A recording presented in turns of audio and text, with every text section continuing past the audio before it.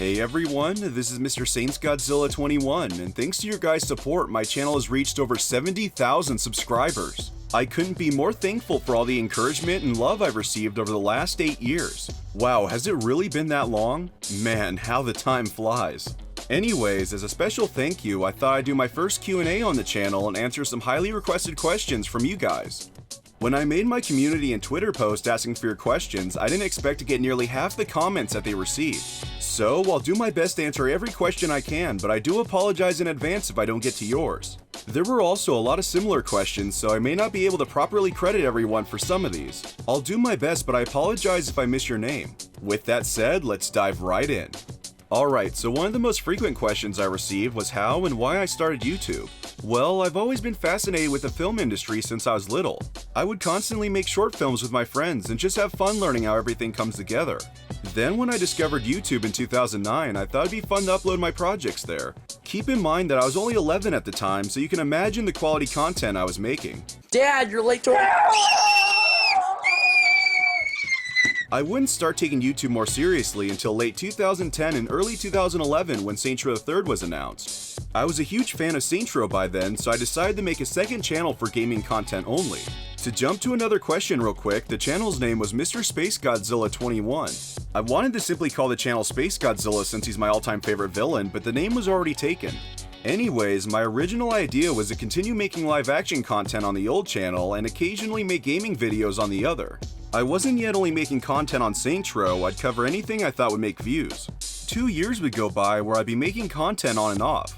It wasn't until I became familiar with channels like Cinemassacre and Flippy that I realized I could make a living off making content I love. So in April of 2013, I made Mr. Saints Godzilla 21 and the rest is history. Joseph Mack, Robert Coop, a Saints Row fan, Jam0800, Coolsmick, and George Cavasso asked how I discovered Saints Row. The first time I ever heard of Saints Row was from an old Machinima video where the game was being made fun of in Grand Theft Auto 4. What is this shit? Later in the summer of 2009, I was returning Gears of War 2 at GameStop and I had just enough store credit to buy 2 used games. The games I chose were Dead Space and Saints Row 2. So I got home, nearly crapped my pants playing Dead Space, then started up Saints Row 2. I'll be honest, I wasn't too impressed at first, but by the next day I got hooked and fell in love with the game. I refer to that time as Summer of the Row because that's all I'd play each day. When school started back up, I convinced all my friends to buy the game and I'd play with them in co-op. Even to this day, I don't think I had as much fun as I did playing with them through the story. So yeah, I've been in love with the series ever since. I would eventually buy Saints Row 1 and eagerly await the release of Saints Row III. I know these have been some pretty wordy answers, so let's look at a few simple gaming questions.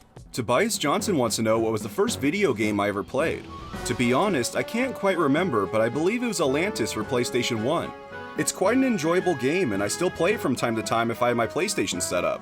Run! It's a mammoth! Run! Don't stop! I might make it. I might make it.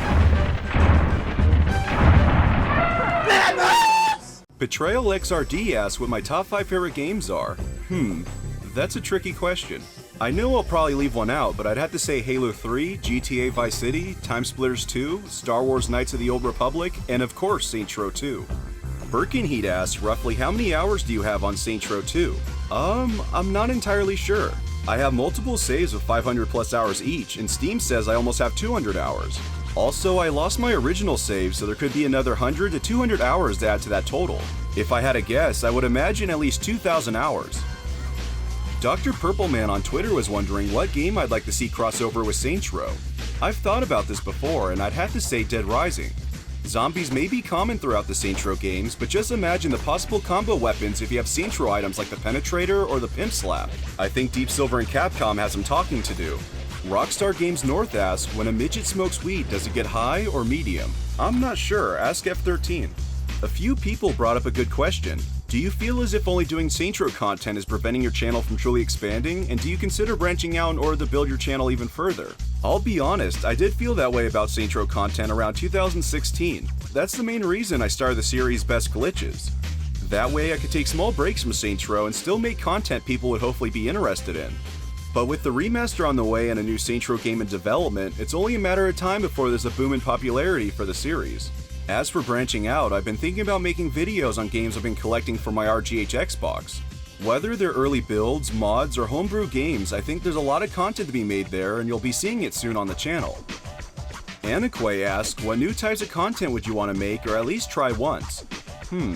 I've always wanted to dabble with animation, whether it be 3D, Flash, or even attempting stop motion again. I tried using Source Filmmaker once, but after 4 hours, I was completely lost. I've taken a few courses on Flash animation, but that's definitely a time-consuming process.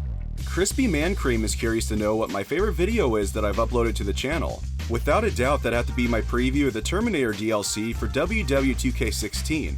Not a lot of people have watched it, but it was the most fun I ever had working on a project, and I gotta reference the hell out of my favorite film, Conan the Barbarian. What is your favorite song from any radio station from the Saints Row universe? That would have to be a tie between Take On Me and Hands Up. Do you think the Saints Row games have influenced your musical taste over the years? Oh, absolutely. My entire music library is filled with music from The Mix, Crunch, and K-Rhyme. A lot of people ask for my opinion on Saints Row III being remastered over the first 2 games. As an old school fan, of course I would have much rather seen 1 and 2 remastered first, but financially, I understand why Deep Silver went with a third. I only hope that the remaster sells well and Deep Silver will consider remastering the original games at some point. Another common question was when I planned on streaming again. I've been really wanting to do another stream, but I keep running into technical problems. Since I upgraded to Windows 10, a lot of my software just stopped working. Please! God damn it! After a month of trying to fix it, I kinda just gave up and decided to wait. I do plan on making a new PC soon, so hopefully then I could start streaming again. Undead King Studio, A Boy, and Keelan McGee want to know why I wear a Master Chief helmet for my YouTube persona. Funny enough, I never intended to wear a mask when I made my channel. The only reason I wore it in the first place was because I made a video with my friends where we had a gaming party awaiting the release of Halo 4. After that, people just assumed it was a part of the character. As a follow-up to the last question, people want to know if I'll ever do a face reveal. I'm not sure. Maybe at 100k subs? We'll see. I received a few comments asking about the fan film Saints Wars. See, if you didn't know, I started working on a short film back in 2014 about Volition brainwashing OG fans of the series to enjoy the direction Saints Row 3 and 4 went in. Sadly, the project died around late 2015. I lost the original script and most of the footage when the hard drive to my old computer died.